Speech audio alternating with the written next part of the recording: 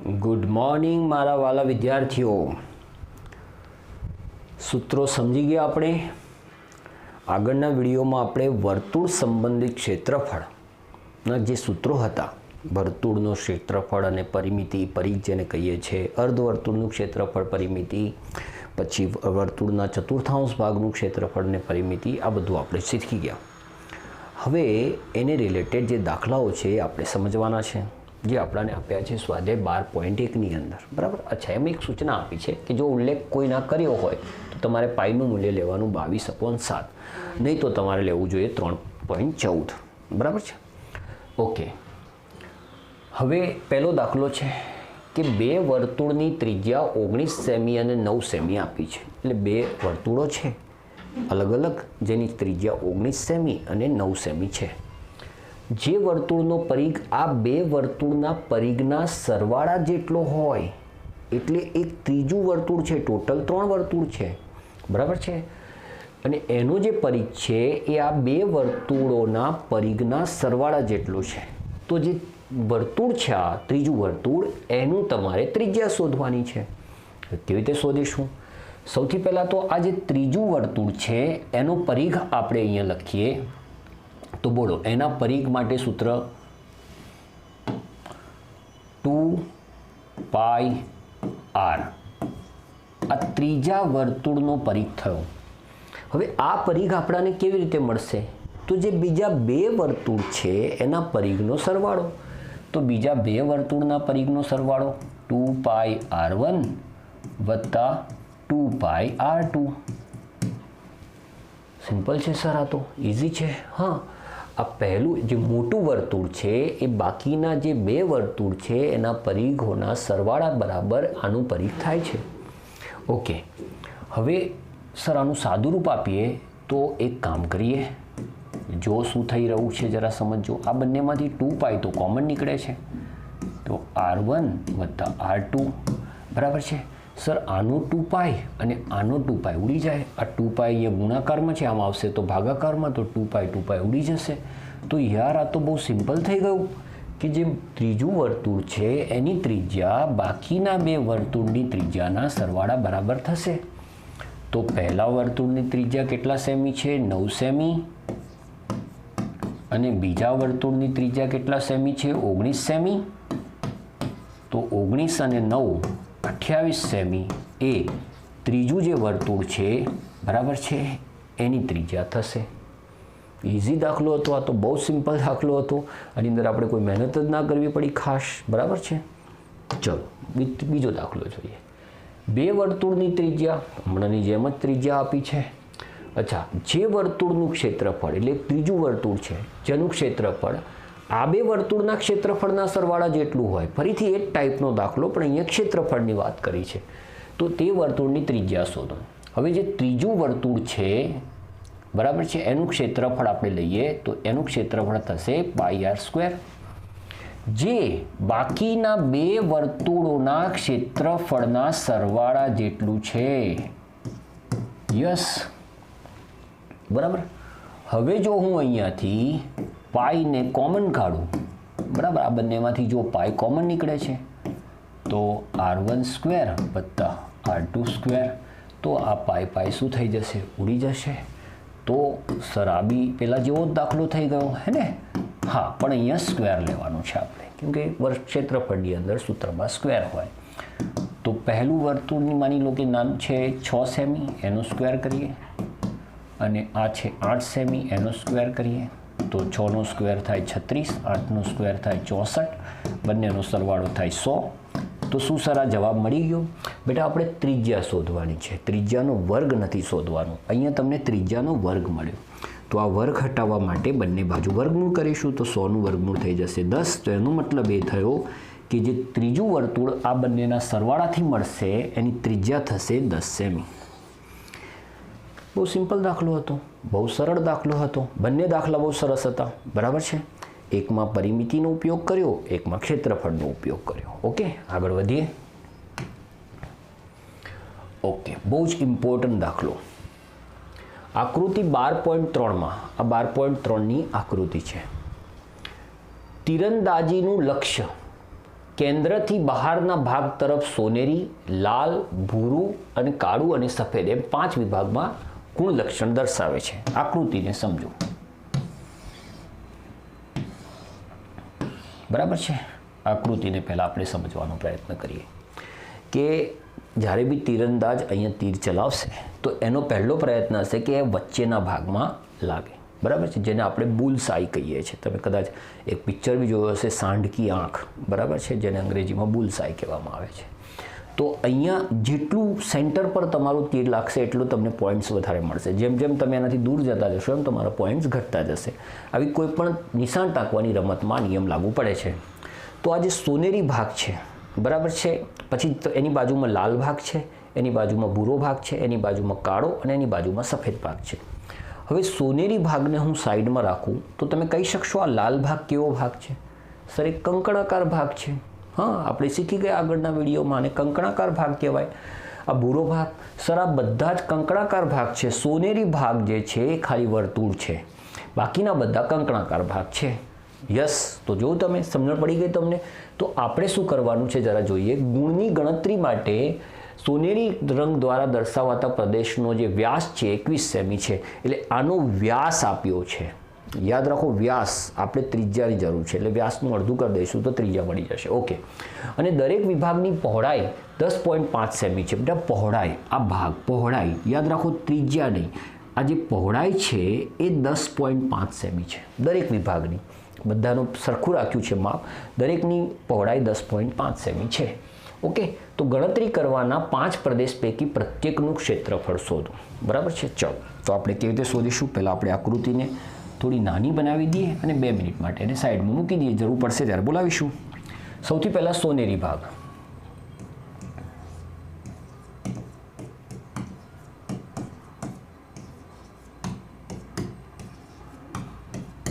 હવે બોલો, સોનેરી ભાગ માટે ત્રિજ્યા કેટલી? તો એની ત્રિજ્યા થશે એના વ્યાસથી અડધી.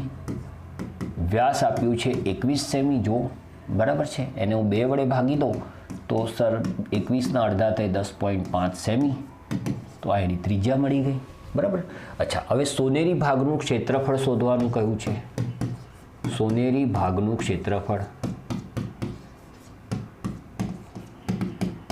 બરાબર છે. અને એનું ક્ષેત્રફળનું સૂત્ર તમે જાણો છો, πr². ઓકે. ચલો, પાઈનું મૂલ્ય નથી કહ્યું કંઈ પણ, તો આપણે 22/7 લઈશું. અને ત્રિજ્યા છે 10.5, પણ એનો સ્ક્વેર છે.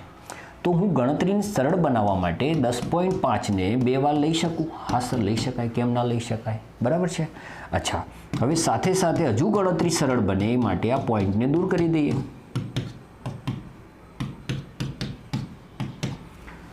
બરાબર છે. હવે અહીંયા 5 વડે ભાગ ચલાવીએ તો 21/2. 21/2 એ તો આપણે જાણીએ જ છે, કેમ કે 21ના જ અડધા છે. હવે 7 તરી 21 અને અહીંયા 2 વડે 11. ઓકે, થઈ ગયું. હવે આનો ગુણાકાર કરીને 2 વડે ભાગી દઈએ તો 21 તરી 63. 63ને 11 વડે ગુણીએ આપણે. 63ને 11 વડે ગુણીએ તો 63 એકા 63 વધી પડી 6. 63 એકા 63 ને 6 69 ભાગ્યા 2. 693ના અડધા કરી દઈએ તો 3, 4, 6 અને 5. 346.5 સેમી સ્ક્વેર એ આ સોનેરી ભાગનું ક્ષેત્રફળ આવ્યું. એટલે 346.5 સેમી સ્ક્વેરમાં જો તમારું તીર જશે તો તમને એ પ્રમાણે વધારે પોઈન્ટ મળશે. પણ હવે આપણે પેલા લાલ ભાગનું ક્ષેત્રફળ શોધવાનું છે. બરાબર છે. ચલો, હવે એ કેવી રીતે શોધીશું? તો પહેલાં હું પહેલો જવાબ સોનેરી ભાગ અહીંયા લખી દઉં. સોનેરી ભાગનું ક્ષેત્રફળ 346.5 સેમી સ્ક્વેર. ઓકે. હવે મારે લાલ ભાગનું ક્ષેત્રફળ શોધવું છે, તો હું આને હટાવી દઉં છું.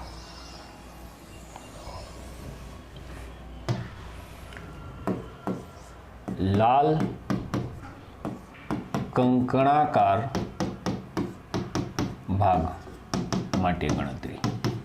બરાબર છે, કેમ કે લાલ જે ભાગ છે કંકણાકાર ભાગ છે, વર્તુળ નથી, યાદ રાખો. હવે એના માટે શું કરીશું? તો સૌથી પહેલાં એની ત્રિજ્યા શું થશે? તો એની ત્રિજ્યા,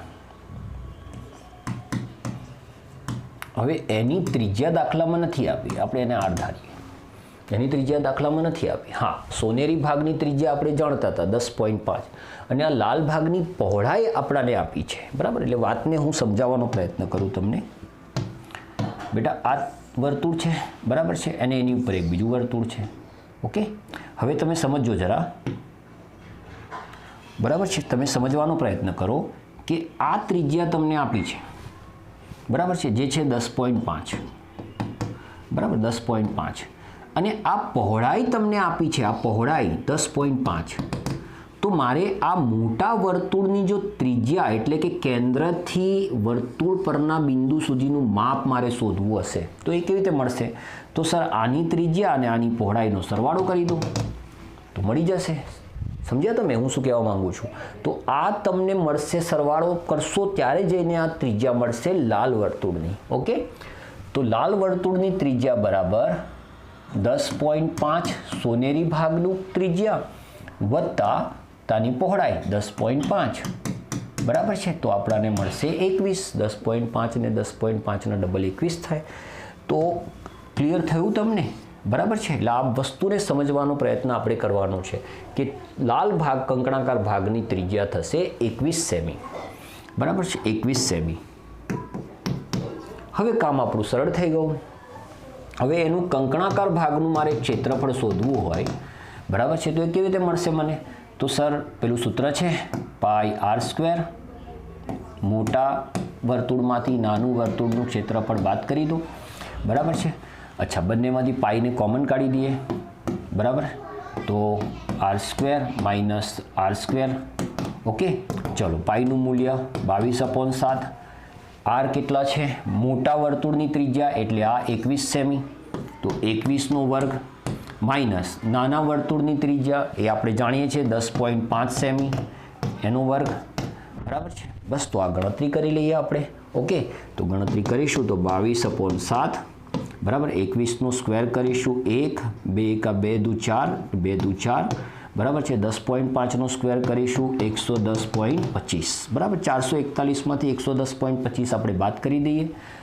આશા રાખું છું કે આ તો તમને આવડતું જ હશે. 110.25, અહીંયા પોઈન્ટ પછી 2 0, દસકો લેવો પડશે. દસકો લેતા નથી આવડતું તો એના ઉપર મેં બહુ સરસ વિડીયો બાદબાકીનો બનાવ્યો છે, ખાસ જોજો. 10માંથી 5 જાય તો 5, 9માંથી 2 જાય તો 7, 0, 3 અને 3, 330.75 આ બંનેની બાદબાકી. બરાબર છે. એટલે 22/7 ગુણ્યા 330.75 ભાગ ચાલે છે 7 વડે, જરા જોઈ લઈએ.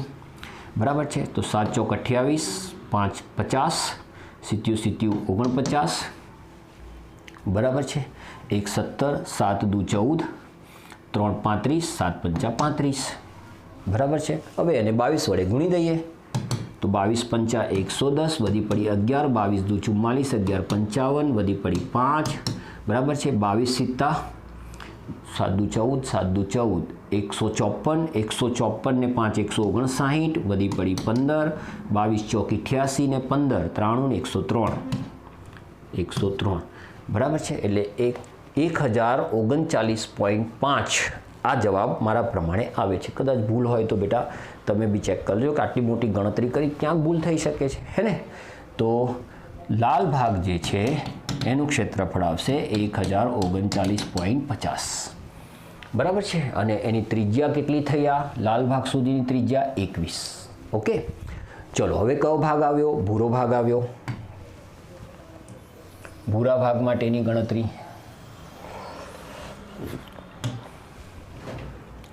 ત્રીજું ભૂરું ભાગ જે છે, જે કંકણાકાર ભાગ છે, બરાબર. સૌથી પહેલાં એની ત્રિજ્યા. હવે એની ત્રિજ્યા શોધવી હોય તો કેવી રીતે શોધીશું? તો જરા સમજો. આપણી પાસે ટોટલ 3 વર્તુળ છે. હવે બરાબર છે. એમાં આ વર્તુળની ત્રિજ્યા હતી 10.5, આ ભાગ હતો 10.5 અને આ ભાગ બી 10.5 છે, હે ને? તો બેટા આ ટોટલ ભાગ કેટલો થયો? તો આ ત્રણેયના સરવાળા જેટલો, એટલે 10.5 વત્તા 10.5 વત્તા 10.5, 10.5 વત્તા 10.5 વત્તા 10.5, બરાબર છે. તો ટોટલ થઈ જશે 31.5. Yes, 31.5 semi. તો તો આ ભૂરું જે ભાગ છે એની ત્રિજ્યા થઈ ગઈ, બરાબર. હવે શું કરવાનું છે? હવે એનું ક્ષેત્રફળ શોધવાનું છે, જે કંકણાકાર ભાગ છે. સૂત્ર તો આપણે એ જ લઈશું, πr² - πr², બરાબર છે. અને હવે ગણતરીને સરળ બનાવવા માટે હમણાં બહુ જ ગણતરી કરી દીધી આપણે, તો એના માટે આપણે આ સૂત્રને, તમને ખ્યાલ છે મેં તમને ઓલરેડી આગળ શીખવાડ્યું છે, આ સૂત્રમાં કન્વર્ટ કરીને ગણતરી કરીશું તો એ આપણા માટે વધારે સરળ રહેશે. ઓકે, તો પાઈનું મૂલ્ય 22/7. અચ્છા, મોટી ત્રિજ્યા છે 31.5. એમાંથી હવે યાદ રાખો, આ વર્તુળનું ક્ષેત્રફળ બાદ કરવાનું છે આપણે, ભૂલ ના કરતા. આ ભાગ જો શોધવો હોય તમારે, બરાબર છે, તો આ જે વર્તુળ છે એનું ક્ષેત્રફળ એટલે કે એની ત્રિજ્યા લેવાની છે આપણે. તો એની ત્રિજ્યા કેટલી થશે સર? 21 થશે, બરાબર છે. તો એમાંથી 21 બાદ કરીશું અને 31.5માં 21 પ્લસ કરીશું. તો ગણતરી કરીશું 22/7, બરાબર. આમાંથી 21 જશે તો 10.5, એટલે હું સીધું જ લખું છું, બરાબર છે. અને આમાં 21 પ્લસ કરીશું તો 0.5 એમના એમ 2 અને 5. ઓકે, આમાંથી આપણે પોઈન્ટ દૂર કરી દઈએ તો નીચે 10 આવી જશે, બરાબર. ગણતરી તો તમને ખબર પડતી જશે, દાખલો થોડો લેન્ધી છે, બરાબર છે. અહીંયા 21/2, 7 તરી 21 અને અહીંયા 2 વડે 11. ઓકે, બસ. હવે હું કહું છું ભાગ નથી ચલાવો. 11 તરી 33, 33 ને 525 વડે ગુણી દઈએ તો 525 ગુણ્યા 33, 5 તરી 15, 3 દુ 6 ને 1 7 ને 5 તરી 15, એટલે 1575 અહીંયા પણ આવશે, બરાબર. 12નો બગડો, 13નો તગડો, અહીંયા 7, અને એને આપણે 10 વડે ભાગવાના છે. તો એનો મતલબ જે ભૂરું ભાગ છે, બરાબર છે, એનું ક્ષેત્રફળ આવ્યું 1732.5 સેમી સ્ક્વેર. જોયું તમે, વધતો જાય છે, કેમ? ભાગ પણ મોટો થતો જાય છે, તો એ વધતો જાય છે. ઓકે, તો આ રીતે તમને ભૂરા ભાગનું ક્ષેત્રફળ મળ્યું. ચલો હવે કાળો ભાગ જોઈએ, રાઈટ? કાળો ભાગ જોઈ લઈએ.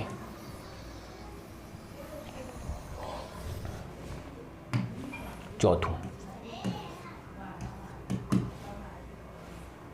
કાળા કંકણાકાર ભાગનું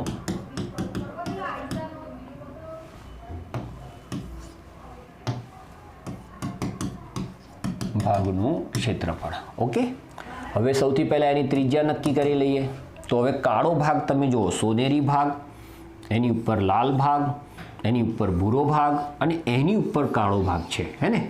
તો આનું માપ 10.5, આનું માપ પણ 10.5, આનું માપ પણ 10.5 ને આનું માપ પણ 10.5. એટલે એનો મતલબ 10.5 કેટલી વખત સર? 4 વખત, બરાબર છે. આ ખબર પડવી જોઈએ. તો 10.5 ને 10.5 21, 21 ને 21 42, તો આ 42 થઈ ગયા, બરાબર છે. હવે એનું ક્ષેત્રફળ શોધવું હોય તો ક્ષેત્રફળ શોધવાનું સૂત્ર બહુ સિમ્પલ છે, બરાબર છે. આપણે પેલું નાનું સૂત્ર લઈએ, સાદુરૂપ આપેલું સૂત્ર લઈએ, r - r અને r + r. આ સૂત્ર લઈએ આપણે. ઓકે, ચાલો. ઓકે, હવે 22/7, કેપિટલ R 42 છે, એમાંથી સ્મોલ r કયું બાદ કરવાનું? તો સમજો કે આ ભૂરો ભાગ બાદ કરવાનો છે અને એની ત્રિજ્યા આ 3 10.5, એટલે તમને ખ્યાલ છે 31.5 જેટલી થશે, એટલે 42 + 31.5. તો 22/7 ગુણ્યા આ બંનેની બાદબાકી આઈ થિંક થશે 10.5, બરાબર છે. તો લખી દઈએ અને આ બંનેનો સરવાળો થશે 3 અને 7, એટલે એને પણ પોઈન્ટ દૂર કરીને આપણે 10 લખી દઈએ, બરાબર. એટલે સરળ થઈ જાય આપણા માટે કામ. 21/2, 7 તરી 21 અને 2 વડે અહીંયા કેટલા આવશે? 11, બરાબર. 11 તરી 33 ને આપણે 735 વડે ગુણી દઈએ તો 735 ગુણ્યા 33, 5 તરી 15, 3 તરી 9 ને 1 10, 7 તરી 21 ને 1 22, એટલે 2205 અહીંયા પણ આવશે, બરાબર છે. તો જુઓ, જે કાળો ભાગ છે, કાળો ભાગ જે છે 2425.5 સેમી સ્ક્વેર એનું માપ થશે, બરાબર છે. તો જો ટોટલ 5 દાખલા હતા, એમાંથી મેં તમને 4 શીખવાડ્યા. હવે હું કંઈક તો ડિસ્કાઉન્ટ માંગીશ તમારી પાસે ને. સફેદ ભાગનું ગણતરી તમારે જાતે કરવાની છે, તો તમને આવડશે ને દાખલો કે કેવી રીતે ગણવાનો. આટલો સુધી મેં તમને સમજાવી દીધું.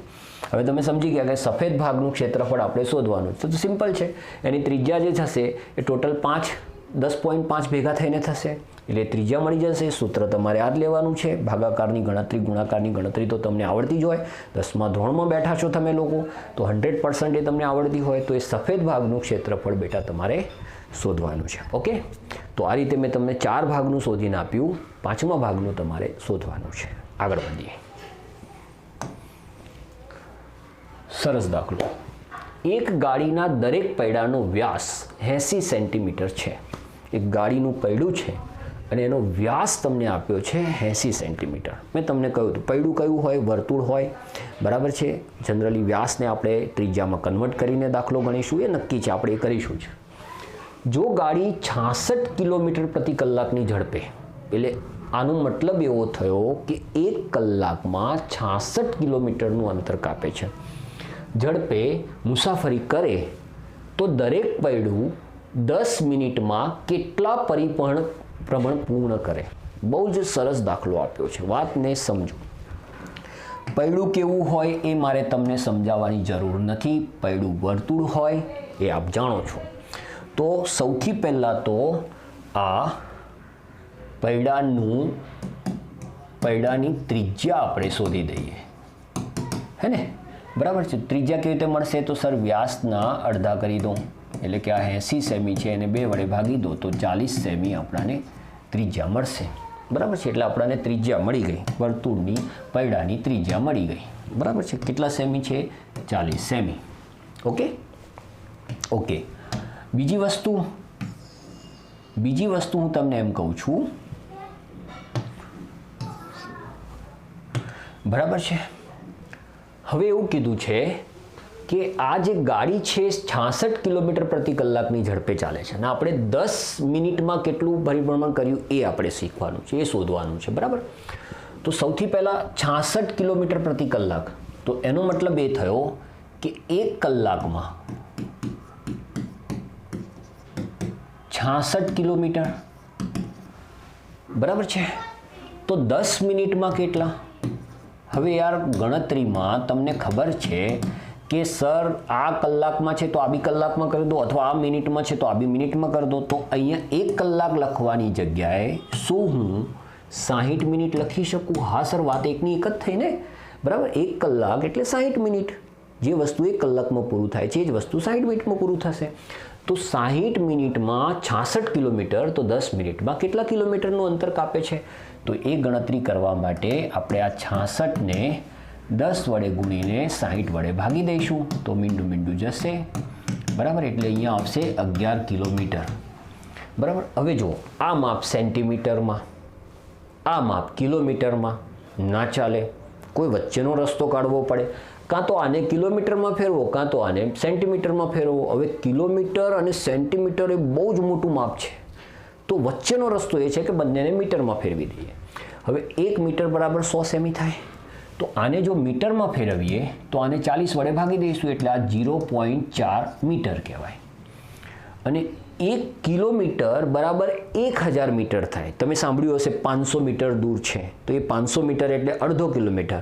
તો અડધો કિલોમીટરના જો 500 મીટર થતા હોય તો 1 કિલોમીટરના 1000 મીટર થાય. બરાબર છે.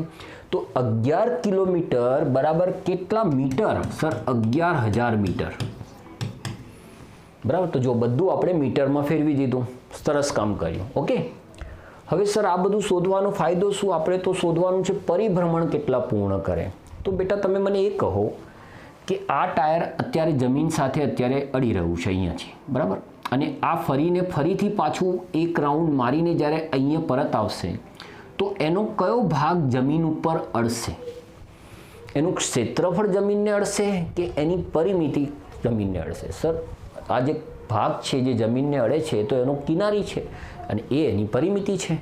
તો એનો મતલબ એ થયો કે જો પૈડું કે ટાયર એક પરિભ્રમણ જ્યારે પૂરું કરે છે તો એનો મતલબ કે એ એની પરિમિતિ અથવા પરિઘ જેટલું અંતર કાપે છે. એટલે કે એક પરિભ્રમણમાં એક પરિમિતિ જેટલું અંતર એ કાપે છે. હા, વાત સાચી છે. તમે ફરીથી સમજો. અહીંયાથી આ ટાયર ફરીથી આ જ જગ્યાએ અહીંયા આવી જાય એટલે એણે કેટલું અંતર કાપ્યું? એક અંતર કાપ્યું, એક પરિભ્રમણ કર્યું. એક પરિભ્રમણ કરવા માટે એણે કેટલું અંતર કાપ્યું હશે? તો સ્વાભાવિક છે કે આ જે અંતર છે કાપ્યું હશે, જેને આપણે પરિમિતિ કહીએ છીએ, હે ને? તો સૌથી પહેલાં પૈડાની પરિમિતિ અથવા તમે એને કહી શકો પરિઘ. ઓકે, અને સૂત્ર બહુ સિમ્પલ છે, 2πr, બરાબર છે. 2 એઝ ઇટ ઇઝ, પાઈ ને 22/7 લઈ લઈએ. આર ત્રિજ્યા કેટલી છે? 0.4 છે, એટલે આપણે એક કામ કરીએ, 4/10 કરી દઈએ, બરાબર છે. ઓકે, હવે ભાગ તો ચાલતા નથી ક્યાંય, તો પછી આને એમને રાખીને ગુણાકાર કરીએ. તો 22 દુ 44, 44 ને 4 વડે ગુણીએ, ચોકું 16, નીચે 70, બરાબર છે. એટલે પૈડાની પરિમિતિ થઈ 176/70 મીટરમાં માપ આપણે શોધ્યું છે. અને આ પરિમિતિ એટલે એક પરિભ્રમણ, બરાબર છે. આ પરિમિતિ એટલે એક પરિભ્રમણ. ઓકે, તો એનો મતલબ એ થયો કે એક પરિભ્રમણ માટે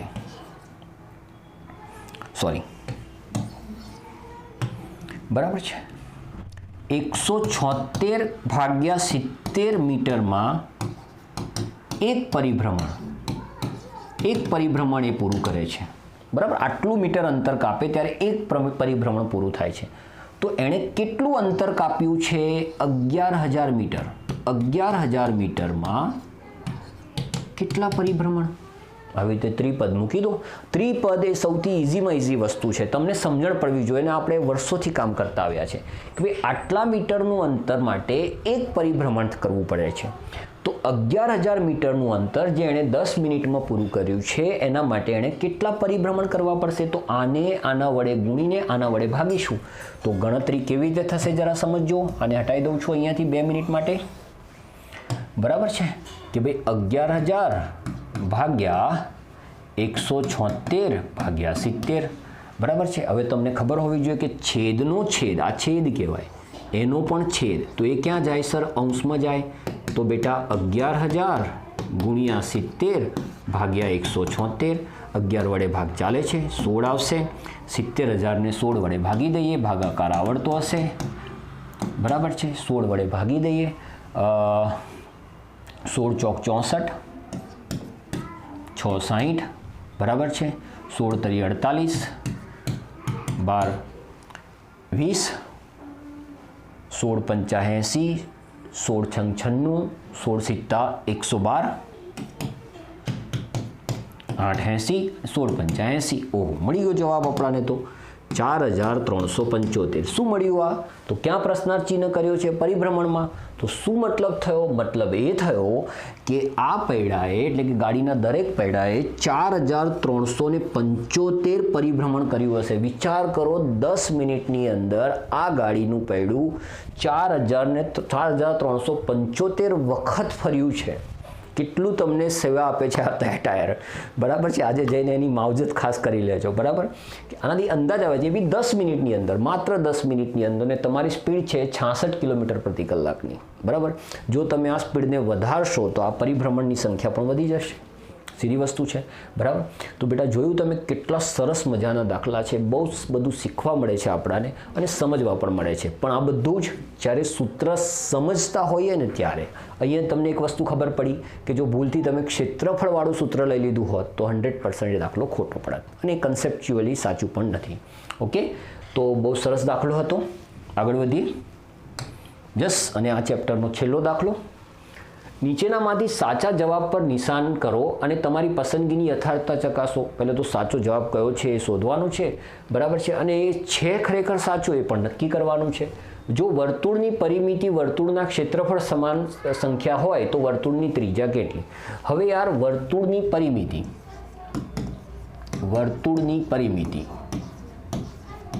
હવે આ જેટલું માપ છે એટલું જ માપ વર્તુળનું ક્ષેત્રફળનું પણ છે, બરાબર છે. વર્તુળના પરિમિતિનું સૂત્ર 2πr, વર્તુળના ક્ષેત્રફળનું સૂત્ર πr², બરાબર છે. આ બંને સરખા છે. હવે જો આ સરખા છે તો આ πr અહીંયા ગુણાકારમાં છે, આમ જશે તો ભાગાકારમાં, એટલે 2 બરાબર πr² ભાગ્યા πr. પાઈ ઉડી જાય, એક વાર r પણ ઉડી જાય, તો એનો મતલબ 2 બરાબર r, તો r બરાબર 2, એટલે ત્રિજ્યા આપણાને મળી ગઈ 2 સેમી. અહીંયા માપ એકમ, સોરી સેમીમાં નથી આપ્યું, એકમમાં આપ્યું છે, તો આપણે અહીંયા એકમ જ લખવું જોઈએ. તો બોલો સાચો વિકલ્પ કયો? એ વિકલ્પ સાચો છે. સમજ્યા? બરાબર, આટલું જ કરવાનું હતું, વધારે કંઈ જ નહોતું કરવાનું. પરિમિતિ અને ક્ષેત્રફળના સૂત્રને સરખાવશો એટલે તમને ત્રિજ્યા મળશે 2 સેમી. બરાબર, જો ક્ષેત્રફળ અને પરિમિતિ કોઈ વર્તુળનું સરખું છે તો 100% એની ત્રિજ્યા હશે 2 સેમી, સોરી 2 એકમ. પછી એ સેન્ટીમીટરમાં હોય, મીટરમાં હોય, કિલોમીટરમાં હોય. ઓકે, તો અહીંયા આપણે સ્વાધ્યાય 12.1 પૂરું કર્યું. બરાબર છે. મારા વિડીયો આપને જો ગમતા હોય તો એને લાઇક શેર કરવાનું આપ ભૂલતા નહીં. બરાબર છે. વિડીયોને બહુ સરસ રીતે સિક્વન્સ વાઇઝ, બરાબર, unit test, online exam, live lectures સાથે જો જોવું હોય તો મારી એપ્લિકેશન ડાઉનલોડ કરીને મારા કોર્સને પરચેસ કરો. બરાબર છે. અને યુટ્યુબ પર તો તમે જોડાયેલા છો જ મારી સાથે. તો મળીએ છીએ નવા વિડીયો અને નવા ટોપિક સાથે. ત્યાં સુધી પ્રેક્ટિસ કરતા રહો. આવજો.